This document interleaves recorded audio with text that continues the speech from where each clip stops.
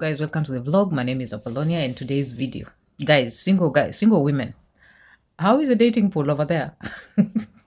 I hear it's really bad. It's muddy, it has pee in it or something like that. So today's video is about women talking about the dating pool, the dating experience in 2025. Yeah.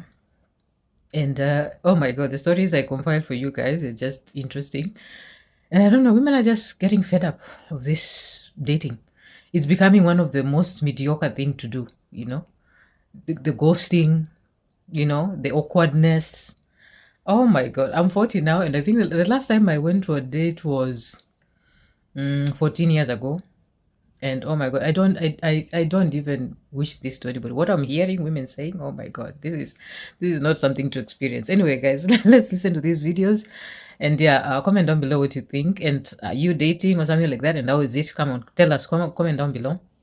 I would like to hear your story. And let's listen to some of these stories. Me? Or are you fucking exhausted from dating? Jesus fucking Christ. I get it. It's never been easy. I lived in New York. Trust me, I know. But I feel like nowadays it's a fucking uphill battle. If it's the guy that I met at the gym who said, oh my God, you're so stunning. My Lord, you're so gorgeous, but won't ask me out. Okay, single, I know he is.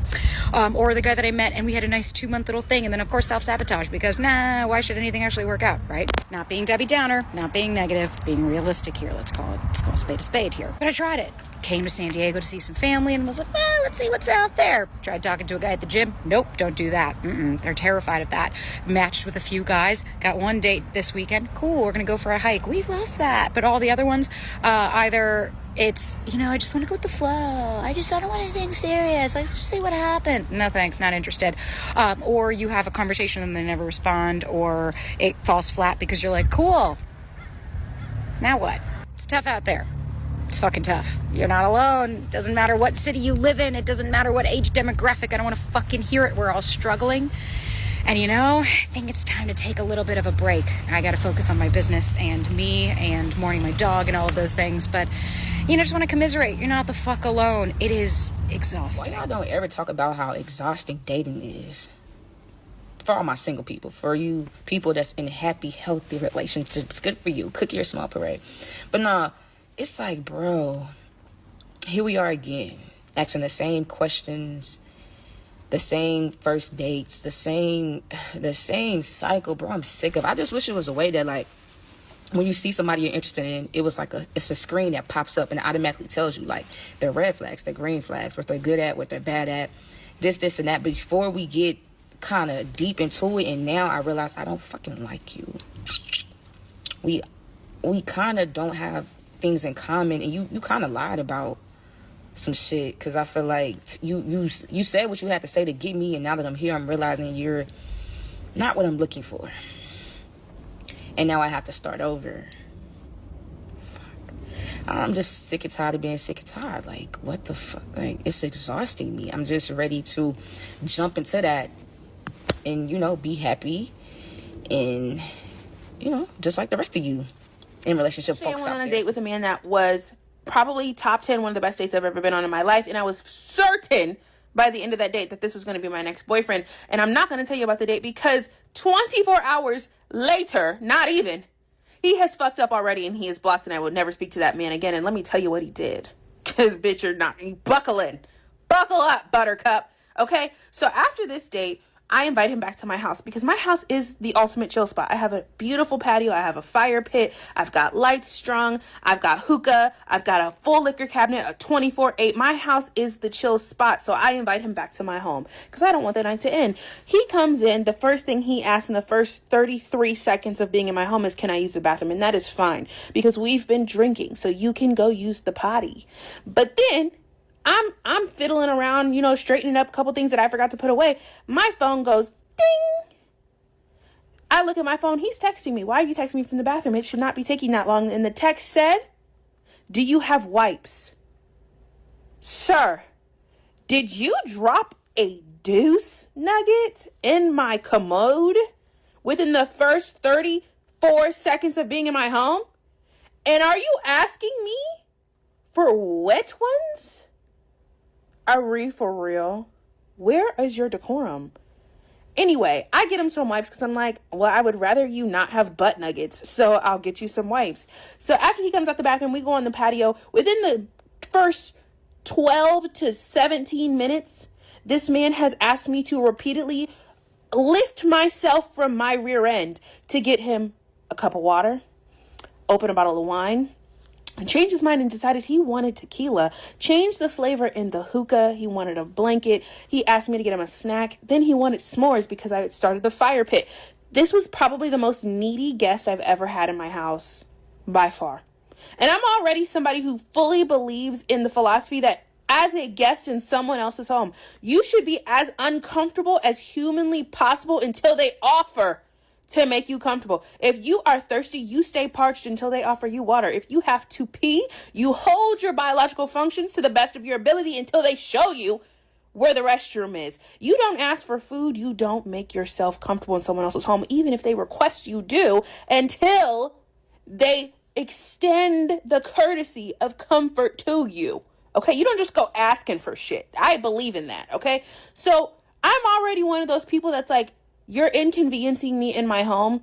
You got about an hour and a half in my house before you are no longer a guest, and I'm going to start drawing you a map to the cabinets so you can go get whatever the fuck you need out of there, because I'm not getting up again. But I was being kind and I was being nice because I really liked him, right? But then by the end of the night, I realized this man has eaten all of my snacks, my leftovers from the restaurant, and ain't ate me. Not a single coochie lip was put into a mouth yesterday. Don't scroll. I need to talk to you about dating fatigue.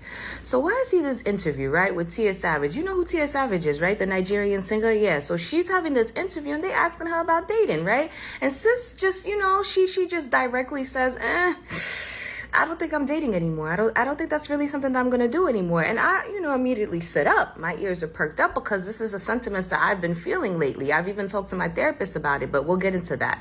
So they asked her and she's like, yeah, I don't really know if I really want to date. It's not feeling like it's worth it. And I'm like, yes, this is how I feel. And then she says a statement that I've been for the longest not trying to actually entertain or really think too much on because I didn't want to scare myself or worry myself. But it was my biggest fear. This is her saying it, right? She's saying that her biggest fear is that she's so into not wanting to date anymore that when the right person comes along, that she actually misses that opportunity. That she's scared that she wouldn't be able to recognize the person that is, obviously made for her because she's just so wrapped up in being by herself now.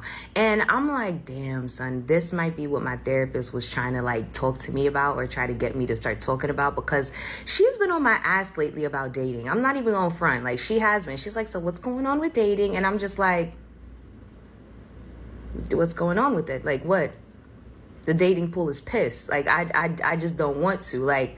Every single time I try, I'm immediately turned off and I just want to be by myself. The issue is dating feels like a chore now. It literally feels like a chore. And I remember when dating used to be fun. Dating used to be so much fucking fun. But guess what? It was only fun for me when I didn't heal myself. When I was looking for distractions, because it really didn't matter if you had the whole package or not. I just needed you to be able to distract me. That's all. And so it was fun. It was fun for the time being. You understand? We're going to have a good couple, 2-3 moments. And then after that, I'll just leave you be. That was my dating experience. And it was fun. But now that I'm healed, now that I'm dating with intention, I hate this shit. I hate this shit. I really do. I hate it so bad. And as much as I be wanting to have somebody to share things with, there's certain events that I see popping up and about, and I would love to be able to go and experience it with my partner. I refuse to allow anybody to have access to me, and you just gonna cause me pain. You're gonna give me headache. You're gonna cause me all this type of trauma, suffering, all of that. I worked too hard. So if you coming into my life, it's not à l'aise. That's Haitian Creole for we at peace. It's just smooth sailing. It feels good. I don't want it. And a lot of these people, they haven't even done the fucking work that they need to do on themselves. So they coming over to me expecting for me to fix them. And I'm not fixing nobody. So now you're dealing with this combination of one, intentionally dating is not fun. It's not fun, and it's a lot more time consuming than you initially realize. The pickings are slim. They're very slim. A lot of people are not doing the work. They're not doing the work, so there are not that many potential partners for you to pick from, right? 2, 3, you did the work, right? So you've actually healed yourself and you're at peace, right, with yourself, to the point where you don't want to just open the door to let anybody in that motherfucker, because you refuse for anybody to come in and undo the hard work that you took so much time and effort building by yourself, by your dolly, brick by brick, right? Now you when you add all that shit up, it equals dating fatigue. Dating fatigue. I don't want to date. Quite literally, the thought of dating makes me feel away, and I want to screw my face up. Like, it's not even like I don't want to fuck. I don't want to date. I don't want to, like, sometimes I want to date just to go out, but I immediately don't want to talk to that person the next day. I don't want to do nothing. Like, I don't know. What is this? How do I get I out have had this with so many women that have been in a relationship for a long time, and then they finally, end a relationship and live alone for a while, and they do not want a man again. They don't want a man in their spaces. They don't want a man in their houses. What do you think, guys? Because I feel this is what she's going through, and because I think this is what she's going through, and there's what is she called? Tiwa Savage or something like that. I think that is what she's going through. She tried living alone, and it's really fun. There's a lot of freedom, I think, especially when you've been living with a man or when you're used to dating all the time, and then you finally try living alone, especially in your 30s or in your 40s or something like that. So most women who try to live alone, they don't allow men in their lives again, and it's becoming a phenomenon now. It's like most women just don't want to deal with it. They just don't want to, like, I don't know. And I do understand. It's not easy. It's not easy out here. Dating is exhausting. It is absolutely exhausting. And especially when you do it with healthy, good intentions, you are going to come across a little bit of everything. Just like being a good man, you're gonna come across a variety of women, both good and bad, and some that don't even know what they want to be. Just like being a good woman, I'm a woman, I have come across and I'm approached by a little bit of everything. One thing that I have learned in my 29 years of life, it's about not what you're approached by, but by what you choose to give attention to. And my whole thing is, I haven't really chosen, in my opinion, people that appear bad, or people that appear like they don't have themselves together, or people that appear like they would abuse me, or appear like they're hoes, or appear like they just want to be in the club. And then literally once conversation starts, sometimes even once I'm already in the relationship, I see the true colors. I see the things that they did not show me for months. And I don't mean 1 or 2 months. I'm talking about 4 or 5 months. What we have to understand, especially in this dating culture, people know how to play the game, and people know how to be something they're not longer than you would anticipate. And I'm not saying that that's a reason to give up on love. Trust me, I don't give up on love, and I serve a good God. So as much as sometimes I want to give up, I right now am just leaning on God and just really getting myself together, because I want to make sure that the next season that I'm in, the next person that I date, the next relationship I'm in, I'm healed, I'm whole, and I have learned from my experiences. I don't allow the hurt, the pain, the betrayal, the manipulation, whatever I've experienced to hinder me and hinder me and the next person's relationship, because they may be my Adam. Now, what I am saying though is, yes, I have things to work on, and I'm doing that, and I'm constantly working on myself. But it is exhausting to go into dating with healthy, good intentions, with an open heart, with open bank accounts, with open mind, and get with or deal with people who want to play games because they've been so hurt, because they've been lied on, because they've been abused. You hurt people. And I'm just learning that sometimes it's just best for me to just be single, because this is exhausting to try to prove to someone that you are a good woman. It's exhausting. I realized I'm a slow burn dater, and I think with the last guy that I was seeing, I really liked that we were on the same page with that. Sometimes I forget guys use TikTok, so I need to watch what I say. I just have dating fatigue, and I think it's because the last one ended over something like so stupid. I'm not gonna get into it. When something you see could have really good potential and then it ends over something so stupid, I think that's what's creating dating fatigue for me. Hold on, let me go wash my face. Try to be super optimistic because I feel like if you put out negative energy, that's what you're gonna attract. Don't need to attract a negative man. Oh my god, no. Just like a little bit down in the dumps. Like I'm really trying not to be though, but a little wee tiny bit. Cycle of being excited for a date and then it doesn't work out. Being excited for the potential, then it doesn't work out. It's like the highs and then, oh, that sucks. The highs and then, yeah, that sucks. Never that serious, but being a human being, like, you feel things. Have full trust, and what's meant for me will never pass me by. If something's supposed to work out, it'll work out. Yes, I was sad on Valentine's Day. All I have to say is thank God I haven't dated like any like super bad guys. Like all the guys have been really nice and really pleasant, and sharing this because there are so many highs and lows with dating, and sometimes you do need to take a break. Remember, what is meant for you will never pass. Dating is kind of tiring sometimes. And it's just this reality that if you don't put yourself out there, you aren't going to find someone, or someone isn't going to find you, however y'all want to phrase it. And it's tough because I don't like going into situations with numbness. I think some people go into situations expecting failure, like expecting it not to go well, expecting someone to dog walk them. I have made the decision that I'm not going to view things that way. And it's not being naive because I'm very well aware of the risk that is involved. I just choose to still be hopeful enough that my risk is going to result in reward.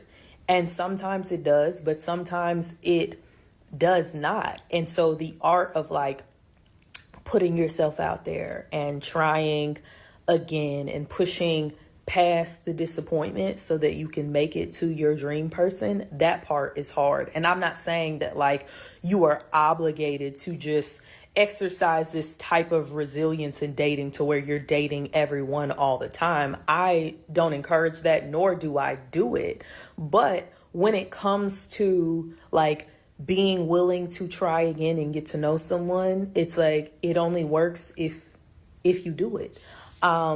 And so, of course, it is disappointing when a situation doesn't work out, not because I've internalized it at any level to show me something about myself and my own worth, or not even because I believe that something good isn't out there for me. It's just that when you are dating or when you're getting to know someone, you are hoping that like it is going to go somewhere of substance, that it is going to land well. Because people come on the internet with all of these relationship rules, all of these mind games that they have to play. I am not doing that. Listen, I'm going to be myself, and I'm going to trust that someone else is being themselves.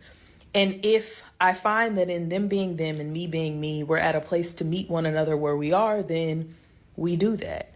And if we like one another and the characteristics that we have presented, then it's like me and him will figure it out. I don't rely on the internet and the terms that they come with. But yeah, I think it does suck because I think I find myself slower to actually liking someone or to saying that I like someone. So when I do, and it doesn't go where I thought it would go, then that's incredibly disappointing. So it's like, I know that at some point I have to keep trying, and it's not like I'm going to immediately hop into something else, but it's a lot. Is it just me, or does it seem like everybody is burnt out from dating? It seems like every person I meet, every person I talk to, whether it's my friends or my work friends or my male work friends, especially them, everybody's burnt out from dating. Everybody's like, oh my gosh, it seems like I can't find nobody. I want to be in love. I want to be booed up. I want to have a relationship, but I'm just not having any luck. And I'm about to quit. I'm about to give up. I'm finna just be single. Y'all, what's going on? The women are saying it and the men are saying it. Like, how is it possible that everybody allegedly wants to be in a relationship, but can't nobody find nobody? either somebody's lying or somebody's lying. And I know that we, at least like my generation, I feel like have gotten very comfortable with the idea of just being by yourself, like long term. So it seems like everyone is kind of turning to like, well, if I don't have a person, if I'm not in a relationship, like it's fine, myself included. But like it feels like we kind of losing the drive to get in a relationship. And like I said, I don't mind being alone for forever, but I didn't think that everybody was gonna be alone. To me, again, this is just my experience, but it seems like everyone I'm meeting is coming to the conclusion that maybe I'm just not ever going to get married. Maybe I'm just not ever going to have kids. Are we all going to be 50, 60, 70 years old living with our best friends? No kids to be found? Everybody? Like, it seems like everybody's just at their wits' end and they don't have the patience to try to work things out. We all are just kind of giving up very easily. And that is, I don't know, it's kind of shocking to me. I don't know. What is in the air? What is in the water? I need somebody spiritually tapped in or one of the astrology girlies or something to tell me what's happening in the stars that makes it seem like can't nobody give it nobody. You don't want the men and the men seem like they don't want us either. What are we doing? Dating can be so frustrating. We could be talking to multiple guys and guess what? End up with no one at the end. Some guys are just not capable of taking the lead of just being like, let's go out, let's do something. Instead, they'd rather just be like, oh, I'll see you there because they know you're part of this organization or you're part of like this group or whatever that you go on a weekly basis or on a monthly basis. Like, what happened to real men courting women? Like, I want that man. Like, I want my husband to be capable of saying, hey, I want to take you out. Let's go this day. If I say I can't make it that day, be like, okay, what about that day? There's always a way around it, and we can always communicate to make sure to make things happen. And nowadays, guys, if they hear we can't, I'm busy, but like, how about another time? And for them, it's over. Like, it's just like, okay, I'll see you around. Like, what is? I feel like women, especially millennials or something, because it's most millennials that are, are now waking up and refusing to, refusing to stay in marriages and stuff like this, refusing to have relationships, refusing to have babies or something like this. So I feel like millennials are finally telling the truth. And we are telling the truth to the coming generation that, marriage is not what you've seen, what you've heard. It's not what you see in TV series. It's not what you see in Mexican, love stories or Filipino love stories or Turkish series. And women are out here telling the truth, telling like when you go into a marriage, it's a different story. Marriage is not made for women. It was not created for women, basically a kind of captivity or something like this. And most women say, oh, I'm happy, blah, blah, blah. But there's so many things behind there that women don't want to talk. If you enter into a marriage, you're just agreeing to settling. You have to settle. Like, you won't be free, and women are realizing this, and, they're choosing not to go to marriages, or they're choosing not to have children or something like this.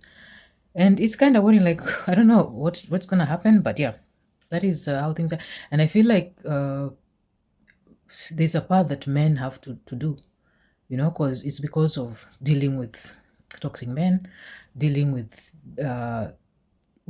childish men, dealing with, men who don't want to grow up. And it's difficult, and our mothers have been keeping quiet about this, dealing with abusive men, and lazy men. So I think our mothers kept quiet about this. We were not, like, for me, for example, I absolutely never had a story from my mother telling me about my dad, something he did bad, something she didn't like about him. Because I would love to hear these things. I would have loved to learn about men from my mother, but our mothers never talked about it. But this time around, these mothers, us now, I have a daughter, and oh my gosh, she's going to be informed about men, about dating and all these things. And I do this vlog purposely for that. For any younger woman, who bumps into these vlogs or whatever, these videos, to take something, to learn something, because what, we have to learn this thing before we do these big mistakes with these men that we marry, not knowing what we're entering into. So yeah, I hope you learned something today, guys, and I'll see you in the next video. Please comment down below your opinions, and I see you.